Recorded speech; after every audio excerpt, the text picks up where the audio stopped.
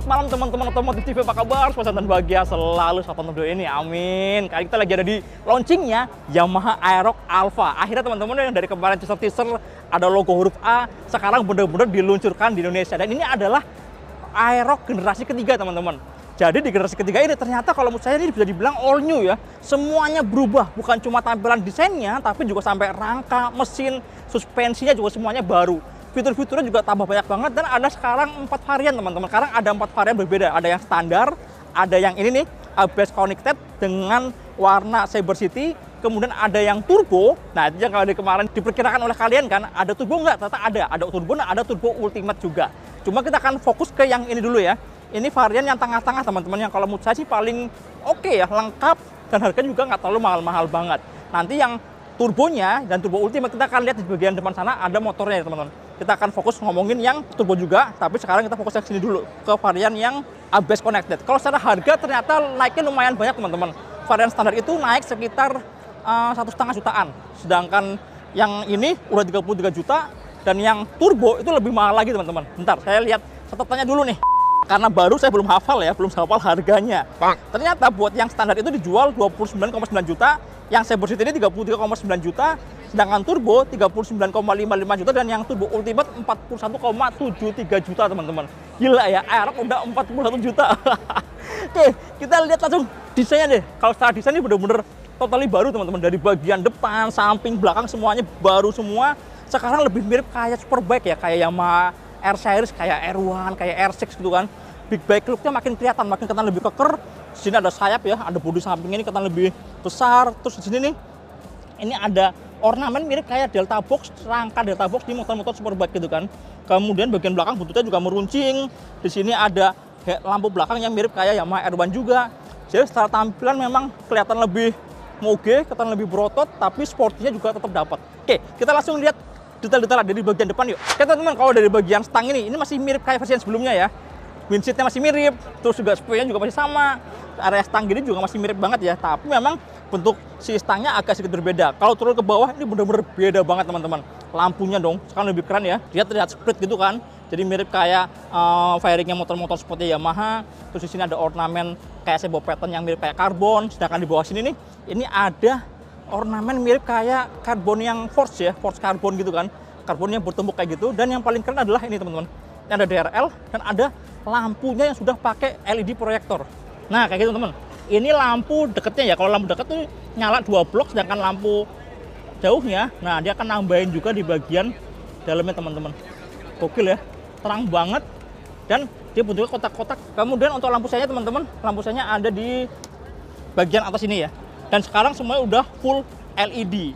Udah nggak ada yang pakai boklam-boklam lagi teman-teman. Kemudian turun ke bawah teman-teman. Ya di bawah ini kalau secara tampilan sebenarnya masih mirip kayak versi yang sebelumnya ya.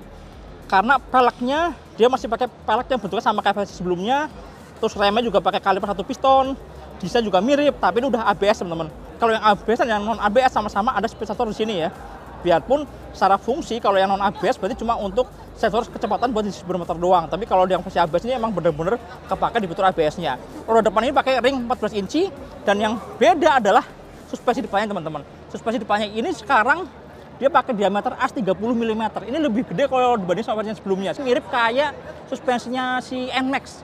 Nah, NMAX Turbo kemarin itu kan suspensi udah enak ya, udah nggak mentok-mentok. Nah, itu dipindahin ke sini teman-teman. Dipindahin ke sini, jadi feelingnya di depan itu jadi lebih jarang mentok. Diharapkan bisa mendukung stabilitas ketika lagi nikung-nikung, kira-kira gitu. Cuma memang efeknya adalah kayak segitiga apa segala macam berubah semua teman-teman, nggak sama kayak versi yang sebelumnya. Oke, kita lihat di bagian balik stangnya, ayo. Oke, dari panel sebelah kanan teman-teman, ini ada stop start system, ada lampu hazard ini sakral di sini, dan ada tombol starter di sini ya. Dan gasnya kayak gini nih, masih mirip kayak versi yang sebelumnya. Bandulnya pakai bandul plastik ini doang. Terus di sini bodinya pakai bodi kasar yang udah ada sebo patternnya kayak gini.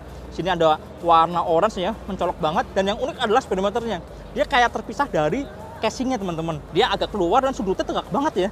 Kalau menurut saya sih sudut tegak ini biar waktu siang-siang visibilitasnya tetap enak waktu dilihat teman-teman. Terus isinya apa aja teman-teman? Isinya ada jam digital, ada tachometer di bagian samping, ada speedometer di sini, ada fuel meter.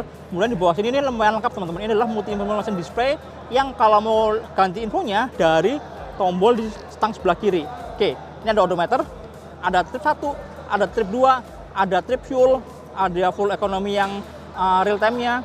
Kemudian ada full consumption yang average-nya, ada tegangan baterai. Kira-kira gitu teman-teman. Lumayan lengkap dan bentuknya makin menarik ya. Kemudian di sini ini selain ada tombol menu, ada tombol buat lampu dekat, lampu jauh, lampu sen dan klakson teman-teman. Kemudian karena ini udah pakai rem cakram, sekarang ada master rem di sini teman-teman. Ada master rem, tapi minusnya adalah sekarang tidak ada lagi parking brake lock kayak gitu ya. Jadi cuma rem belakang biasa aja. Oke, kita turun ke bagian bawah stang. Di sini ada keyless-nya teman-teman, ada tombol keyless-nya ya. Knopnya masih sama kayak versi yang sebelumnya. Ini bisa dipakai buat buka tutup tangki, ada jok juga gitu kan. Semuanya masih mirip kayak versi sebelumnya. Kemudian ini ada remote-nya. Remote-nya kayak gitu teman. Ini hanya ada satu tombol doang ya. Ini buat aspek sistem aja. Dan mengaktifkan dan menonaktifkan si keyless-nya juga dari sini juga. Jadi belum ada alarm ya, masih sama kayak versi sebelumnya. Kemudian sini ada laci teman-teman. Lacinya ini lumayan nggak terlalu besar, tapi di dalamnya udah ada power outlet ya. Power outletnya ini pakai model USB. Lalu di sini ada tangki bahan bakar teman-teman. Tangkinya ini masih 5,5 liter kayak gini. Kalau dibuka bentuknya kayak gini.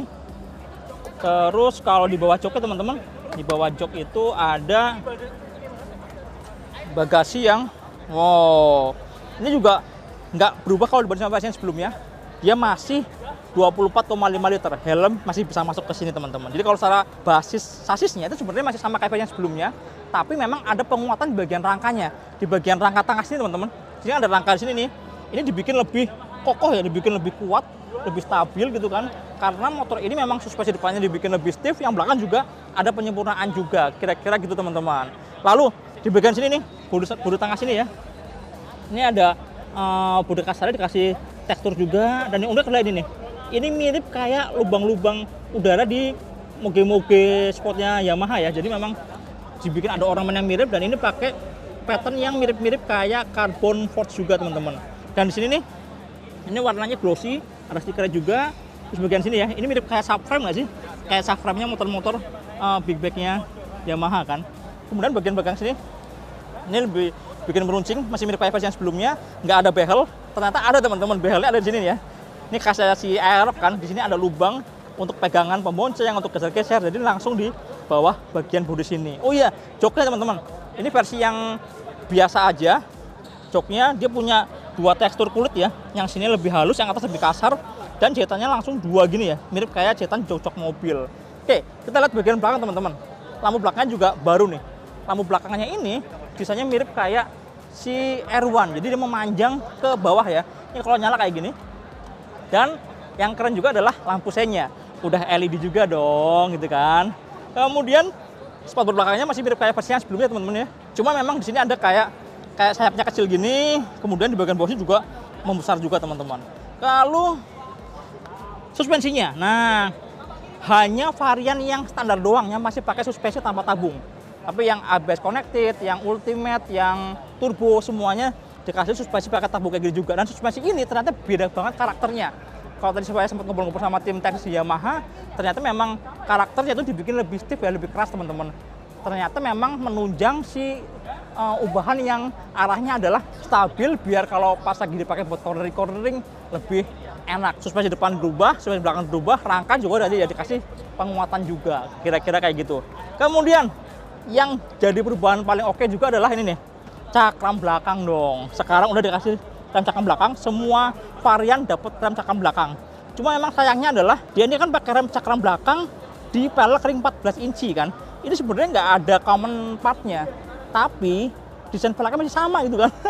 Palangnya masih pakai palang yang bentuknya mirip-mirip, biarpun secara konstruksi ini beda banget teman-teman. Di bagian tengah sini nih, ini makin kecil ya, si gearbox ini makin kecil banget malah ya. Nah ini bener-bener beda kalau dibandingin sama yang si Aerox sebelumnya masih pakai rem tromol teman-teman. Kira-kira kayak gitu. Sekarang kita ngomongin mesinnya teman-teman. Nah ini varian yang belum ada turbonya ya. Belum ada teknologi WECVT, Yamaha Electronic Continuous Calibrated Transmission. Ini masih yang basic banget. Dan mesin ini basicnya sama kayak mesinnya Lexi teman-teman. Lexi 155 sama juga kayak Yamaha NMAX yang Neo. Jadi ada beberapa penyempurnaan yang intinya adalah mengurangi gesekan. Kayak misalnya nih, udah pakai rantai keteng hidrolis, ada perubahan di kerkasnya, di magnetnya. Yang efeknya adalah powernya sekarang jadi 15,2 HP, sedangkan torsinya 14,2 Nm. Dan ya kalau menurut kita sih performanya oke ya. Akselerasinya lebih enak, lebih responsif juga dan lebih halus juga teman-teman. Jadi memang secara tampilan luar juga mirip banget ya, box filternya, box CVT-nya semua mirip kayak Yamaha NMAX Neon atau Lexi 155 gitu kan. Oke, sekarang kita mau lihat yang versi turbo ya. Ada beberapa perbedaan, salah satunya di panel speedometernya. Yuk, sana yuk. Oke teman-teman, ini adalah varian yang paling mahal nih ya. Ini adalah Aerox Alpha Turbo Ultimate. Ultimate itu bedanya ada di sini nih. Ada visor, ada di panel knalpotnya, sama ada damper juga, frame damper di bagian rangkanya ya. Dan yang saya mau kasih lihat adalah ini nih, panel indikatornya. TFT teman-teman, sini. Nah, tampilannya memang frame-nya masih sama kayak versi yang tadi ya, yang standar, yang Saber City sama, tapi layarnya TFT, lebih kecil dan isinya lengkap banget teman-teman. Tombol-tombol ya, coba lihat deh. Tombol-tombolnya mirip kayak apa coba? Mirip kayak si NMAX Turbo ya. Jadi ada tombol buat ini shift-nya di sini, kemudian ini ada buat navigasi di layarnya juga semua sini teman-teman. Tombol buat naik turun, buat OK-nya, buat back-nya juga semua sama. Kira-kira kayak gitu ya. Nah, tampilannya ini ada beberapa tampilan teman-teman. Oke, kita lihat dulu tampilan speedometernya. Nah nih ada beberapa pilihan ya, ada tem 1, tem 2, dan ada track ya. Kita mulai dari yang tem 1 dulu. Nah kalau tem 1 kayak gini, jadi ada tachometer di bagian atas, speedometer di sini. Ini ada T ini buat si riding mode-nya ya. Ada sport, ada tone mode, terus ini ada 1, 2, 3 adalah si shift-nya teman-teman, si transmisi elektroniknya. Kemudian ini sebelah sini ini ada odometer, ada trip fuel juga, ada suhu, kemudian ada full consumption yang instannya, yang real time-nya, ada full consumption. Sedangkan yang di sini sebenarnya isinya sama, cuma ini beda di tripnya aja, trip 1 sama trip 2 teman-teman. Di sini ada fuel meternya, ada traction control juga nih. TCS-nya nyala di sini. Kemudian tampilan yang berikutnya, temps yang kedua kayak gini teman-teman. Jadi speedometernya gede banget di bagian tengah, kita bisa fokus ngeliatin si speedometernya doang. Kemudian tampilan yang ketiga adalah tampilan track nih. Nah, ini ada lap time-nya di bagian tengah sini teman-teman. Dan fokusnya hanya ke tachometernya aja. Jadi bener-bener mirip kayak di spotback-nya Yamaha gitu kan. Kemudian kita back lagi, kita lihat ada settingan apa aja. Di sini ada musik ya, cuma ini belum connect, jadi kita belum bisa ngambil lagu-lagu di sini. Kemudian ini ada navigasi. Navigasinya sekarang beda banget. Kenapa? Karena udah pakai Google Map teman-teman, udah bukan pakai Garmin Street Course lagi. Yang jelas titik-titiknya, peak point-nya itu akan lebih banyak teman-teman. Kita bisa lebih gampang nyari lokasi-lokasi ketimbang pakai Garmin Street Course ya gitu. Kemudian ini ada notifikasi buat smartphone. Dan ini balik ke setting lagi teman-teman. Settingnya ada buat traction control, ada buat lap time tadi yang di tampilan track ya. Kemudian ada buat nyetel tampilan si speedometernya, ada display, ada jam gitu teman-teman. Gimana menurut kalian? Keren nggak? Cakep banget ya. Secara tampilan tuh beneran compact, tapi warnanya bagus dan lengkap banget teman-teman gitu. Oke, kita lihat area mesinnya. Nah, yang beda juga adalah di area transmisi teman-teman. Ini udah pakai WE CVT ya, Yamaha Electronics Continuous Variable Transmission. Jadi bentuk mesinnya, bak CVT-nya itu beda banget kalau dibanding sama yang versi standar. Ini mirip banget kayak NMAX Turbo sih. Jadi bener-bener NMAX Turbo dipindahin ke sini gitu kan. Boxnya, filter semua mirip banget, dan di bagian puli depan juga sama-sama udah nggak ada lagi rumah rollernya ya. Jadi dia bergerak secara elektronik pakai sebuah motor teman-teman. Motornya ada di bagian tengah situ ya, buat menggerakkan puli depannya. Kira-kira gitu teman-teman. Secara fitur juga sama aja. Si turbonya itu bisa dipakai buat akselerasi dan juga bisa buat ngasih efek akselerasi waktu lagi melakukan pengereman atau lagi tutup gas gitu ya. Biar ada feeling rasa kayak nahan-nahannya. Kira-kira kayak gitu. Yang ini adalah varian tertinggi, harganya udah 40 juta teman-teman. Lumayan mahal ya. Sekarang kita lihat varian yang paling murah yuk. Ada di sebelah sana. Oke teman-teman, ini varian yang standar ya. Standar itu ada 4 pilihan warna, salah satunya biru ini. Dan yang paling beda adalah, lihat nih, kuncinya dong. Masih pakai kunci keris. Dan tampaknya kayak gini nih. Tampang si rumah kuncinya masih bisa banget. Dan satu lagi yang beda adalah di suspensi belakangnya. Nah, dia belum pakai subtech teman-teman. Jadi tampangnya masih beneran yang polos banget ya. Masih sangat sederhana. Oke teman-teman, kita cobain duduk di atas joknya ya. 790 mm. Ini kalau buat yang kayak saya 165 cm ya masih sama kayak versi sebelumnya ya. Masih jinjit juga. Cuma untungnya emang joknya tuh di bagian depannya tirus, jadi nggak terlalu ngangkang-ngangkang banget ya. Masih enak teman-teman.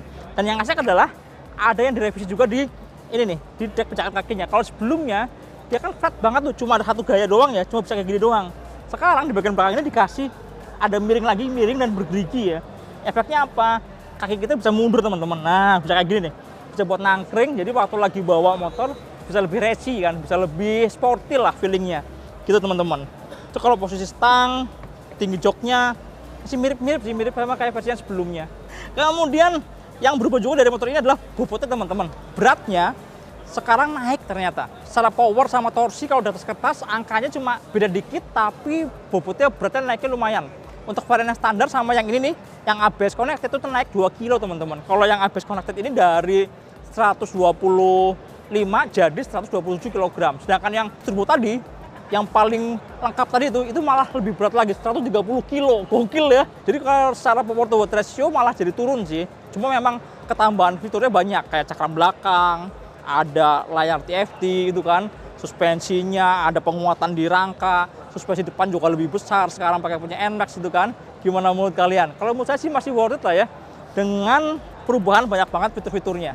Gitu teman-teman. Ya sesuai sama namanya, Yamaha Aerox Alpha kan. Alpha itu kan yang leader lah ya, leading gitu kan.